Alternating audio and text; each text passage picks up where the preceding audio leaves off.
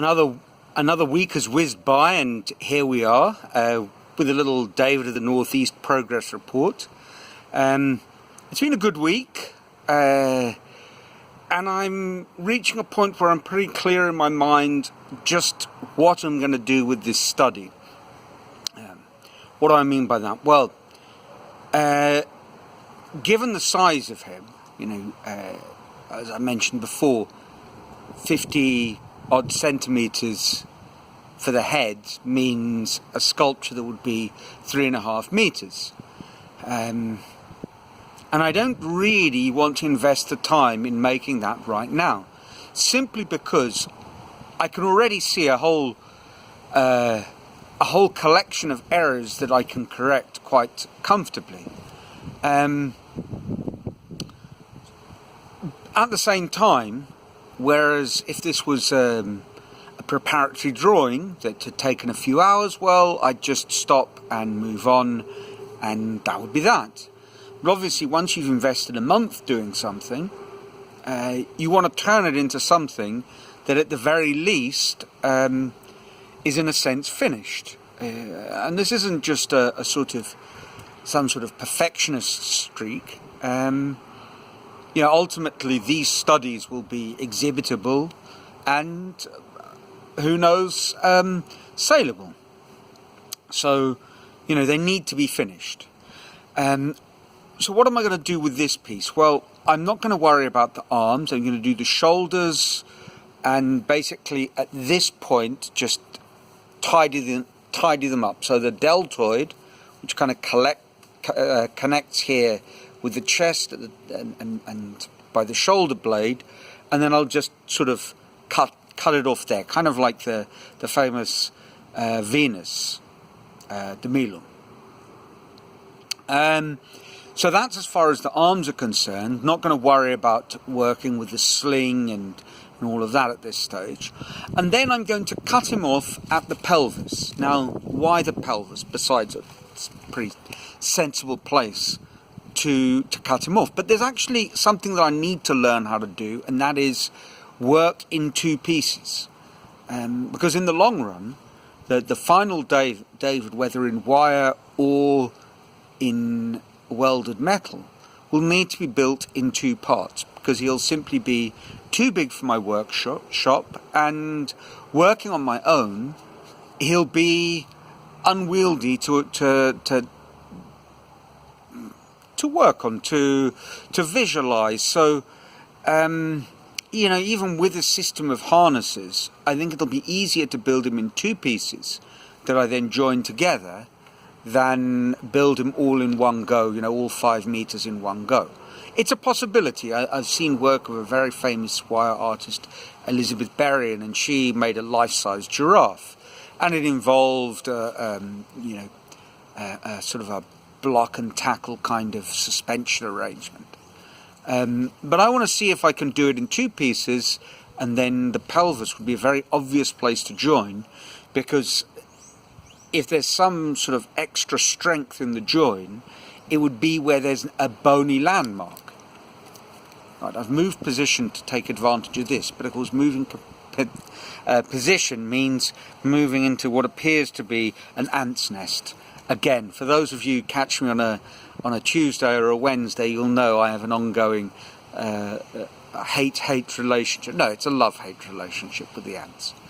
Anyway, let me show you what I've done. So he's reached this point. I can probably hang him.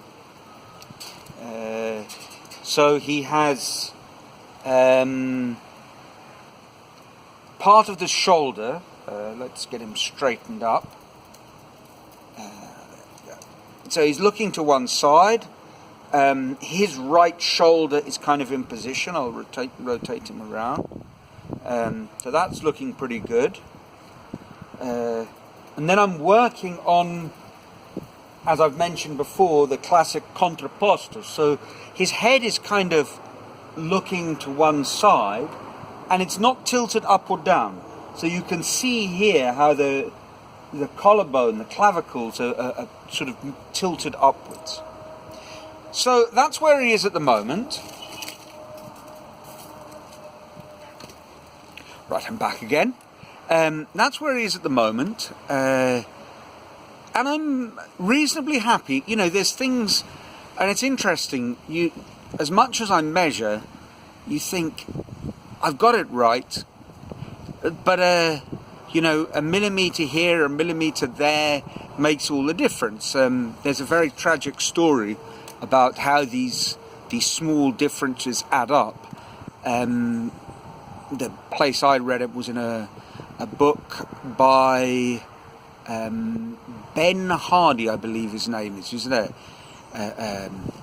psychologist, self-improvement kind of guy, and he wrote a very interesting book on, I think it's called Why Willpower Doesn't Matter, and he talks about these kind of compounding effects and uses an example of an Air New Zealand flight. It was a tourist flight to, I think, somewhere in Antarctica, which obviously made visual landmarks tricky, and it was out by a degree and ended up flying into Mount Erebus, I think it is, or, you know, a tragic tale that is not as tragic if you're just making a sculpture. But what I have found is, you know, a degree here and a degree there, and then, you know, when you come to a later body part, well, you can see how, you know, the gap between the shoulder blades and the collarbone just isn't big enough. It should be, but it isn't. You know, and I'd been taking very careful measurements of the head, but looking at it, somehow the hair hasn't come around enough. There's too much visible from one angle, it's too long, and yet when I measure it, it doesn't seem to be. So it's the angle that's really creating this effect. And of course, as I've mentioned before, and I think these videos are quite helpful for me because it clarifies in my own mind. Of course, it's a multi-layered problem. You know, there's the little mistakes I'm making. There's the fact that, you know, I'm copying something without really being exactly certain the angle at which the photograph was taken. So there's the foreshortening problems, and all of that. And there's the fact that, you know, I'm going into 3D from 2D that came from 3D. So it's kind of like doing a multiple currency transaction. Those of you who've gone on holiday, changed some money, changed it back, and whichever way you cut it, you've lost badly. You know, you've been walloped twice at both ends. And I sometimes feel a bit like that here.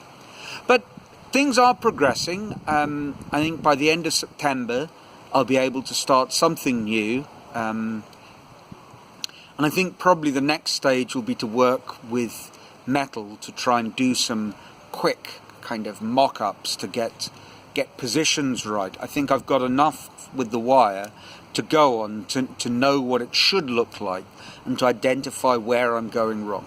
So that's it for this week. I hope things are going well for all of you out there. Things are going well here in our sunny and windy northeast of Brazil. Until next week, ciao.